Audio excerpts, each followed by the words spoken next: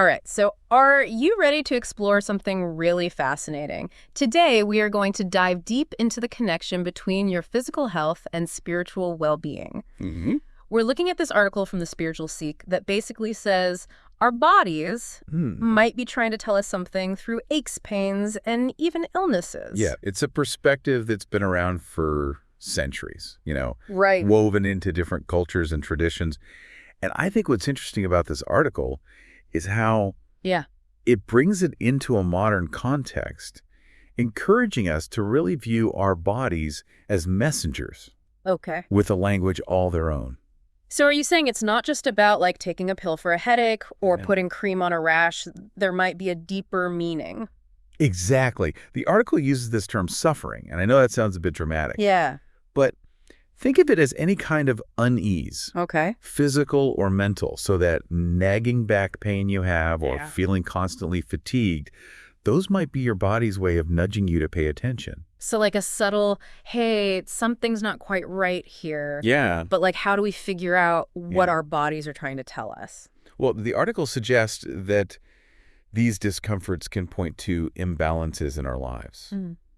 It's like our soul is trying to get our attention, prompting us to ask ourselves some tough questions like, are we living authentically? Are we really nurturing our relationships? Do we feel connected to something bigger than ourselves? Now that you mention it, I've definitely noticed that when I'm feeling stressed or like out of sorts emotionally, it often like manifests physically too. I get tension headaches, my stomach acts up. It's like my body is mirroring my inner state. That's a great observation, and it aligns perfectly with what this article is exploring. It even goes deeper and looks at specific ailments and their potential spiritual connections. So, for instance, chronic fatigue. Imagine going through life and feeling constantly drained because you're not aligned with what your purpose is or your passions.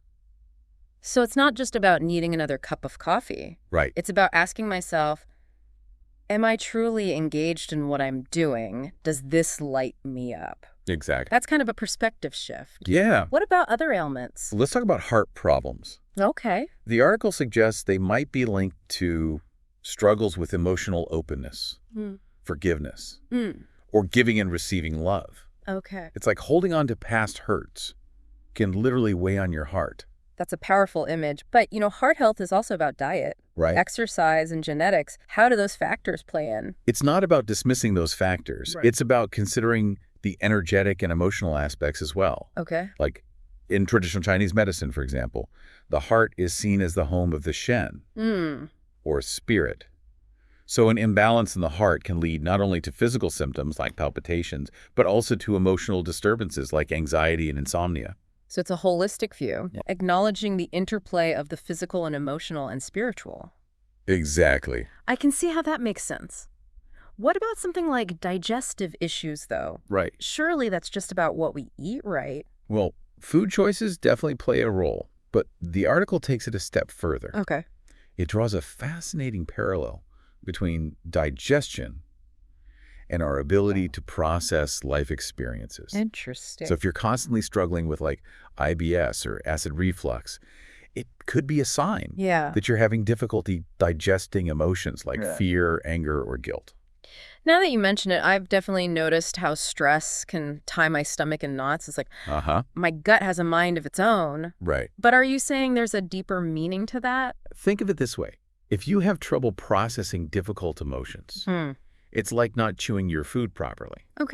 It can lead to discomfort and blockages, and the article highlights the importance of mindfulness in this context. By being present with our feelings, even the unpleasant ones, we allow ourselves to process life more effectively on all levels, physically, emotionally, and spiritually. So it's not about ignoring those uncomfortable feelings. Exactly. It's about acknowledging them, allowing yourself to feel them fully. It's like those emotions need to be digested too, not just shoved down and ignored. That's a great way to put it. And speaking of the body trying to communicate, the article also explores skin problems like eczema or psoriasis.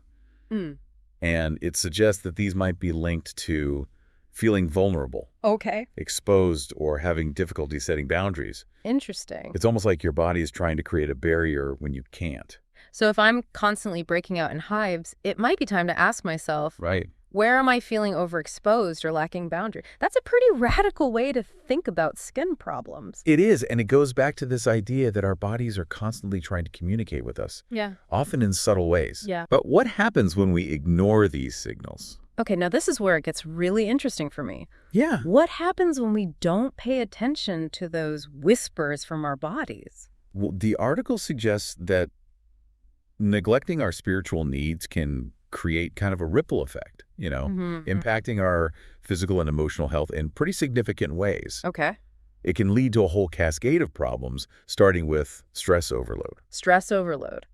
But isn't stress just like a part of modern life? Yeah. We're all dealing with deadlines and traffic and the constant barrage of information. You're right. A certain amount of stress is totally normal. Right. But this article is talking about a deeper kind of stress. Right. The kind that comes from a chronic lack of meaning or purpose in your life. From feeling constantly out of alignment with your true self. Okay.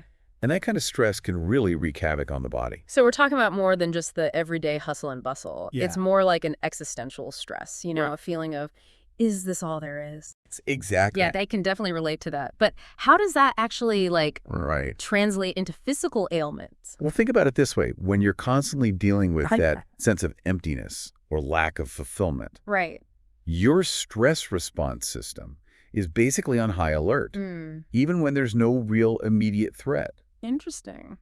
And this can lead to a whole host of problems like high blood pressure, digestive issues, Yeah. and even a weakened immune system. It's like your body is stuck in a constant state of fight or flight, Right. but there's no saber-toothed tiger to run from, just like nagging feeling of discontent. Yeah, and then there are energy blockages. Another consequence the article highlights. Okay. Unresolved trauma-suppressed emotions. All of that can create blockages in your body's energy flow, leading to discomfort and even disease. Okay, I need a little more on this one. Sure. This concept of energy blockages is intriguing, Yeah. but also a bit abstract for me. Right. How can we relate this back to something more tangible in our everyday experience? Well, think about how you feel physically when you're holding on to anger or grief. Okay. Maybe you feel a tightness in your chest, a knot in your stomach, a heaviness in your limbs. Energy healing systems like Reiki and acupuncture view these physical sensations as manifestations of blocked energy. So those knots in my stomach aren't just a figure of speech. Right. They could actually be a sign of blocked energy. Exactly. And the article suggests that these blockages can disrupt the harmonious functioning of the body, leading not only to physical discomfort, but also to emotional and mental distress. Right. It also highlights the importance of acknowledging and addressing these underlying emotional issues. It's like those emotions are stuck, just like the energy, and they need to be released in order for healing to occur. Right. The article also mentions a loss of meaning and purpose. Yes. As a potential consequence of neglecting our spiritual needs, right? Yes. And this can manifest in many ways. Yeah. From feeling constantly drained and unmotivated to experiencing chronic fatigue syndrome. Yeah. When you lack a sense of purpose, it's like you're adrift at sea with no destination in sight. And that can be incredibly exhausting on all levels. It makes me think of those times when I felt lost and directionless in life. Right. I definitely felt a lack of energy and motivation. It was like my soul was depleted. Yeah. But the article doesn't just focus on the problems. It also explores potential solutions, right? Absolutely. And this is where the exploration of different spiritual traditions comes in. Okay. What's fascinating is that cultures around the world have recognized this mind-body-spirit connection for centuries. So it's not just a modern New Age concept. Right. This idea has roots in ancient wisdom tradition. Exactly. For instance, Christianity emphasizes forgiveness as a path to healing. Recognizing the detrimental effects of holding on to anger and resentment. Okay. Hinduism links imbalances in energy centers known as chakras to specific ailments. Wait, hold on. You can't just drop the word chakras and move on. Okay. Tell me more about these energy centers. Of course, in Hinduism, chakras are thought of as spinning wheels of energy located along the spine. Each chakra corresponds to different aspects of our being, physical, emotional, and spiritual. Okay. And imbalances in these chakras can manifest as physical or emotional issues. Right. For example, an imbalance in the heart chakra, which governs love and compassion, might manifest as heart problems or difficulty, experiencing love and connection. So these chakras are like energy hubs that influence our overall well-being. Right. And if they're out of whack, it can show up in our physical health. Exactly. And there are various practices such as yoga and meditation that aim to balance and harmonize these energy centers. Okay. Another tradition the article touches on is Buddhism, which emphasizes mindfulness as a way to connect with physical sensations and uncover the root causes of suffering. Mindfulness, that's about being present in the moment, right? Paying attention to your thoughts, feelings, and bodily sensations without judgment. Precisely. And by cultivating mindfulness, we can become more attuned to our body's signals and start to understand what they're trying to tell us. Okay. It's about cultivating a deeper awareness of the connection between our inner and outer worlds. So it's not just about passively observing these sensations, Right. but about using them as clues to understand ourselves better and ultimately heal. Exactly. And the article also touches on traditional Chinese medicine, Right. which has a rich history of understanding the mind-body connection.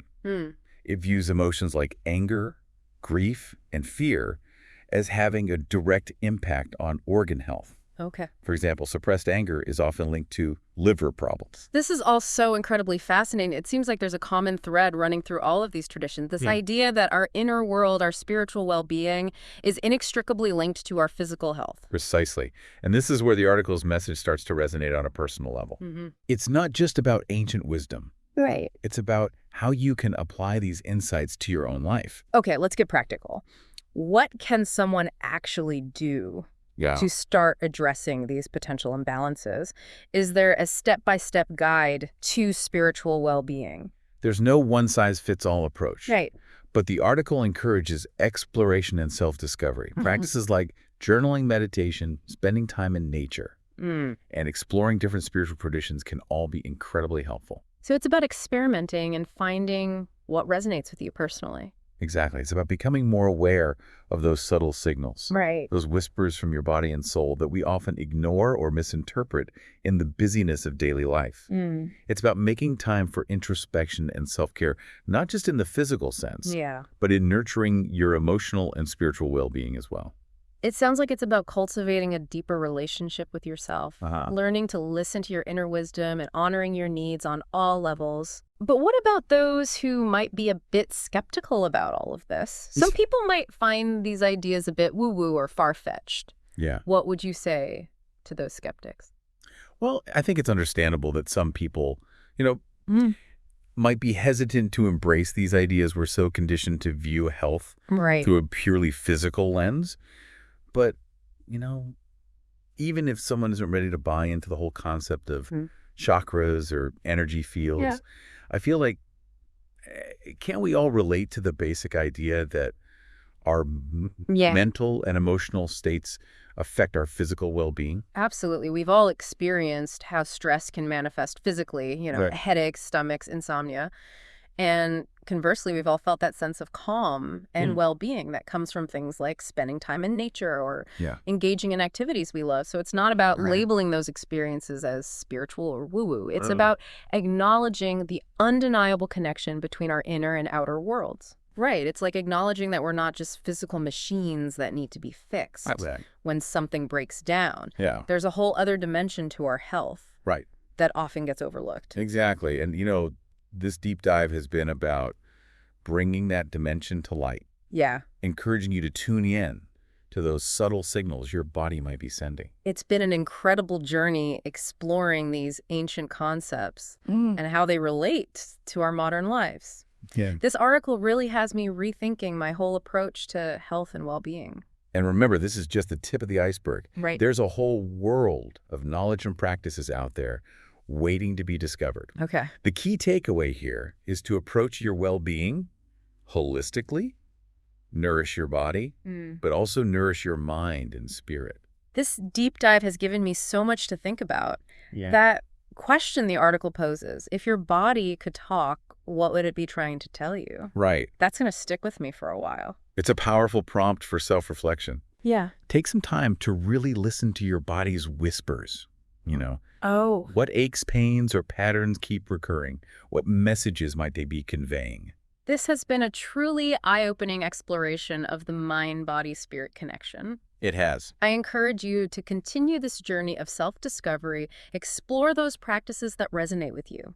Journaling, meditation, yoga, spending time in nature. You might be surprised by what you uncover. And remember, there's no right or wrong way to approach this. Okay. It's about finding what works for you, what helps you feel more aligned and whole. Thank you for joining us on this fascinating deep dive into the connection between physical ailments, Of course. and their potential spiritual roots. We hope it sparked some curiosity and inspired you to explore the deeper dimensions of your own well-being. Until next time, keep exploring, keep listening, and keep trusting the wisdom within the